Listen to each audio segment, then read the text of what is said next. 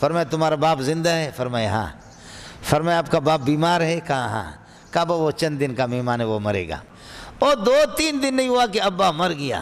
اس نے السلام علیکم، کیسے ہو دوستو؟ امید ہے کہ آپ سب خیر و عافیت کے ساتھ ہوں گے۔ جی دوستو، آپ ذرا دیکھیں اور سنیں شیخ مولانا منظور مینگل صاحب کو کہ جو بیوی یا شوہر یا اسی طرح بیٹا جو اس طرح خواب دیکھے تو اس خواب کا مطلب کیا ہے، آپ ذرا دیکھیں اور سنیں شیخ مولانا منظور مینگل صاحب کو۔ حضرت عمر میں نے آپ کو بتا دیا کہ رات کو گشت کر رہا تھا، گشت کرتے کرتے ایک آواز آ رہی تھی، فواللہ لولا اللہ تخشى عواقبہ لزحزحت علی ھذا السریر جوانبہ، خدا کی قسم لولا اللہ تخشى عواقبہ، اگر اللہ کی گرفت کا اندیشہ نہ ہوتا تو پھر اس چارپائی کو ہلا ہلا کر کے میں اس کو توڑ دیتی، لزحزحت علی ھذا السریر جوانبہ، اس کے 4 پائے ہلا ہلا کر کے ان کو توڑ دیا جاتا۔ پھر فواللہ لولا اللہ تخشى عواقبہ لزحزحت علی ھذا السریر جوانبہ۔ تو حضرت عمر گشت کرتا تھا کہ کوئی غم زدہ، کوئی پریشان مصیبت زدہ ہو میری پبلک میں اور رعایا میں، کہ اگر ان کا کوئی مسئلہ ہو تو اس کو ہم حل کریں۔ اب دیکھ رہا کہ گھر کے اندر خاتون کی آواز آ رہی، اور خاتون کو اپنی آواز اونچی کرنے کی اجازت نہیں ہے۔ مدارس کے اندر تو خیر مدرسۃ البنات میں شیخ الحدیث ان کی عبارت بھی بڑے مزے سے سنتا ہے، لیکن خاتون کو اس کی اجازت نہیں ہوتا، سمجھ رہی میں؟ وَلَا يَضْرِبْنَ بِأَرْجُلِهِنَّ لِيُعْلَمَ مَا يُخْفِينَ مِنْ زِينَتِهِنَّ، آپ کے پازیب کی آواز کسی کے کان میں نہ پڑے۔ جب پازیب کی آواز کی اجازت نہیں تو خود خاتون کا کیا کہنا۔ آواز اس کی آ رہی تھی تو دروازے کھٹکھٹائے لیکن کوئی باہر نکلا نہیں، تو پھر یہ شبہ ہو گیا کہ کہیں اس گھر کے اندر یار باشی تو نہیں ہو رہی۔ حضرت عمر پیچھے سے پھلنگ لگا کر کے آگے، اللہ اکبر، ایک خاتون ہے نوجوان قسم کی، اکیلی وہ کانپ رہی ہے، کھڑی ہے۔ تو حضرت جی نے فرمایا کہ میری بیٹی یہ کیا ہو رہا ہے، یہ کیا ہو رہا ہے کہ آپ خاتون ہو کر کے اور عورت ہو کر کے آپ کی آواز باہر کیوں نکل رہی ہے؟ تو اماں جی نے یہ بتایا، فرمایا کہ میں نے تو اللہ کی مخالفت کی، میری آواز باہر چلی گئی، لیکن تو نے کون سا اچھا کام کیا؟ لا تدخلوا بیوتا غیر بیوتکم حتی تستانسوا، اجازت لے لو، آپ نے مجھ سے اجازت لی ہمارے گھر میں داخل ہو، وتسلموا حتی تسلموا، سلام کرو، آپ نے سلام کیا۔ قرآن کہتے ہیں کہ وَأْتُوا الْبُيُوتَ مِنْ أَبْوَابِهَا، دروازے سے آ جاؤ، پیچھے سے آگے، زمانے جاہلیت کی طرح۔ حدیث کہتی ہے لا يخلون رجل بامرأة، کوئی مرد کسی کے ساتھ تنہائی میں گفتگو نہ کرے، میں تو اجنبی ہوں، آپ مجھ سے گفتگو کر رہے، گیٹ آؤٹ اخرج، نکل جا۔ میں نے خدا کے ایک حکم کو توڑا، آپ نے تو 4 احکام توڑ دیے۔ حضرت عمر نے فرمایا کہ بیٹی مجھ سے غلطی ہوگی، اللہ سے معافی مانگوں گا، آپ سے بھی معافی مانگتا ہوں، لیکن تو بتا۔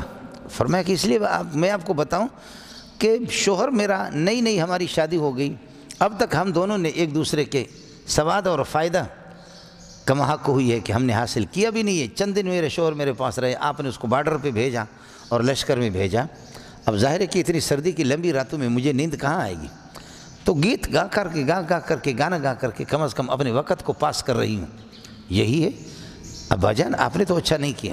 تو اس لیے حضرت عمر نے پھر اپنی بیوی سے پوچھا کہ خواتین شوہر سے جدا ہو کر کے زیادہ سے زیادہ کتنے دن برداشت کر سکتی ہے؟ تو فرمایا کہ 4 مہینے۔ حضرت عمر نے اپنے فوجیوں کے لیے قانون جاری کیا کہ کوئی فوجی بھی کسی بارڈر پہ 4 مہینے سے زیادہ نہ ہو، 4 مہینے ان کو چھٹی دے دو تاکہ اپنے گھر پہ چلا جائے۔ ہن لباس لکم وانتم لباس لہن، لباس کے بغیر انسان کا گزارا نہیں ہو سکتا، بیوی تمہاری لباس ہے، تم ان کی لباس ہو۔ سمجھ اللہ، یہ پورے قرآن میں یہی آپ کو سمجھ میں آ گیا۔ مولانا لباس زائن بھی ہوتا ہے، ساتر بھی ہوتا ہے، حافظ بھی ہوتا ہے، بولو۔ لباس زائن بھی ہوتا ہے، زینت بخشنے والا، زانا یزینو، لباس زائن ہوتا ہے۔ شیخ الحدیث کے کپڑے نکالو تو کیسے اچھا لگے گا دور تفسیر پڑھاتے ہوئے۔ لباس زائن ہوتا ہے، سمجھ رہی ہیں کہ نہیں؟ بیوی بھی آپ کی زینت ہوتی ہے، جیسے یہ لباس آپ کی زینت ہے، لباس زائن ہے، بیوی بھی لباس ہے، وہ بھی آپ کے لیے زینت ہے۔ لباس ساتر ہے، شرمگاہ کو چھپاتا ہے، بیوی بھی آپ کی شرم بے حیائیوں کو چھپاتی ہے، بیوی نہ ہو تو پھر تم ٹیوشن پڑھاؤ گے، سمجھتا؟ بیوی حافظ بھی ہے، لباس بھی حافظ ہے، بیوی بھی حافظ ہے، آپ کی گناہوں سے آپ کی حفاظت کرتی ہے کہ آپ اپنی خواہش پوری کریں۔ اور کیا ہے؟ ساتر بھی ہے، لباس آپ کی شرمگاہ کو چھپاتی، بیوی بھی آپ کی شرم کو، ورنہ یہ کہ ادھر منہ مارو گے ادھر منہ مارو گے۔ پھر لباس پر اگر کوئی گندگی لگ جائے، دیتا ہو کر لباس پر اگر کوئی گندگی لگ جائے میرے شلوار پر، تو چوری چھپکے سے میں اس کو دھو ڈالوں، بات ہی ختم۔ یہ نہیں ہے کہ شلوار پہ میرے گند لگ گیا، میں مولی عزیز الرحمان کو ویسے مجھے ذلیل کر کے چھوڑ چکا ہے دنیا میں، ویسے بھی میں ذلیل ہو چکا ہوں اس کے ہاتھ سے. جناب مفتی عزیز الرحمان میرے کپڑوں پر کیا ہے؟ گند لگا ہوا. تو پھر یہ چھوڑے گا؟ خدا اس کے منہ کو بند کرے کہ نہیں، انسان نہیں کر سکتا. تو اس لیے فرماتے جیسے لباس پر گندگی لگ جائے اس کو انسان جو ہے نا اس کا اعلان نہیں کرتا، تو بیوی سے اگر کوتاہی ہوگی یا شوہر سے کوتاہی ہوگی، فریقین ایک دوسرے کے لباس سے اعلان نہ کرے. لباس پر گندگی لگ جائے، لباس کو کوئی جلاتا نہیں، اس کو اتار کر کے پھینکتا بھی نہیں ہے کہ ننگا پھیرتا نہیں. بیوی سے اگر غلطی ہوگی تو معمولی بات پر جدا نہ کرو، طلاق بھی نہ دو اس کو. کمزوریاں تو ہوتی ہے، پٹھان بلوچ نہ بنو، محمدی بن جاؤ، پٹھانی بلوچی کو اپنے پاس چھوڑ دو. خواب کے اندر آپ دیکھ رہے ہیں بیوی آپ کی بیمار ہے، آپ نے شادی کی ہے، خواب میں آپ دیکھ رہے ہیں کہ میں ننگا ہوں. اس کی تعبیر یہ کہ تیری بیوی مر جائے گی، تیرا لباس تیرے بدن سے اتر جائے گا.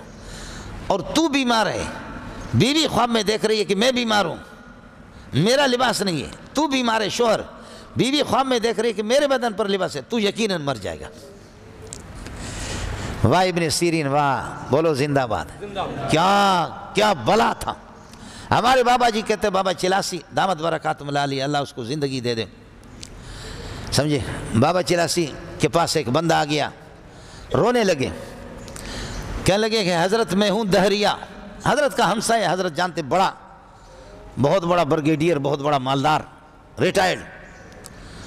کہتے حضرت آپ بھی جانتے ہیں کہ میں دہریا ہوں، میں خدا کو نہیں مانتا، لیکن یہ ہے کہ میں بھی اس بات کو جانتا ہوں کہ دنیا تیرے پاس آتی ہے، تیرے اندر کچھ ہے. مولوی بھی آتے، طلبہ بھی آتے، وزیر بھی آتے، صدر بھی آتے.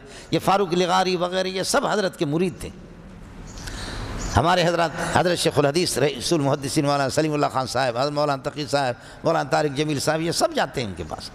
بڑے بڑے وزراء بھی جاتے ہیں. لیکن حضرت طلبہ جب جاتے، بیمار بھی ہو طالب علم کو دیکھ کر سیدھا ہو جاتا ہے. اور فرمائے کہ بیمار ہوں، طلبہ کو دیکھ کر بیماری ختم ہو جاتی ہے. اور اگر وزیروں کو دیکھتا ہوں تو ٹھیک ہوں تب بھی بیمار ہو جاتا ہوں. خود مالدار قسم کا آدمی، پیر لوگوں کی جیبوں پر ہاتھ ڈالتے، وہ کسی سے ایک روپے بھی نہیں لیتا. خود مالدار ہے، خان ہے، چلاس کے. یہ چلاس والے جانتے اس کی اپنی زمین یہ چلاس کے. بابا جو ہے نا، بابا کے پاس آ گیا، میں سمجھتا ہوں کہ تو بڑا آدمی ہے، مجھے ایک چیز بتا دو. میں پریشان ہوں تو دہریا، لیکن خواب میں دیکھ رہا ہوں مسلسل کہ میری ماں ننگی ہے. مسلسل خواب میں رات کو دیکھتا ہوں میری ماں ننگی ہے، میری ماں ننگی ہے. اے کاش میری بیوی کے ٹکڑے ٹکڑے ہو جائے، میری بچیوں کے ٹکڑے ٹکڑے ہو جائے، میرے باپ کے ٹکڑے ٹکڑے ہو جائے، میرے ٹکڑے ٹکڑے ہو جائے. لیکن کہیں یہ دن مجھ پر نہ آ جائے کہ میری ماں کو کوئی ننگی کر دے. کیا صورت ہے اس کی؟ سمجھتا ہوں کہ تو بڑا آدمی ہے. تو بابا جی نے فرمایا کہ مسئلہ انشاءاللہ آپ کا آسانی سے حل ہوگا، اور آپ کی والدہ کے کپڑے کوئی نہیں اتاریں گے. تعبیر بھی میں بتاؤں گا، سانپ بھی مرے گا اور ڈنڈا بھی بچے گا. لیکن پھر تو اسلام قبول کرے گا؟ کہا کہ ہاں پھر کروں گا. تو ہن لباس لکم وانتم لباس. فرمایا تمہارا باپ زندہ ہے؟ فرمایا ہاں. فرمایا آپ کا باپ بیمار ہے؟ کہا ہاں. کہا وہ چند دن کا مہمان ہے، وہ مرے گا، باقی تیری ماں کے کپڑے کوئی نہیں اتاریں گے. اس لیے کہ لباس خود اتر گیا، ابا مر گیا. اور 2-3 دن نہیں ہوا کہ ابا مر گیا. اس نے ابا کی تعزیت میں بیٹھ کر کے رسم پورا کرنے کے بعد آ کر کے کہنے لگے لا الہ الا اللہ محمد رسول اللہ. سمجھے؟ لا الہ الا محمد رسول اللہ. لیکن یہ بتا کہ یہ تعبیر کہاں سے لی؟ تو بابا فرماتے ہن لباس لکم وانتم لباس لہن. واہ قرآن واہ، بولو واہ قرآن.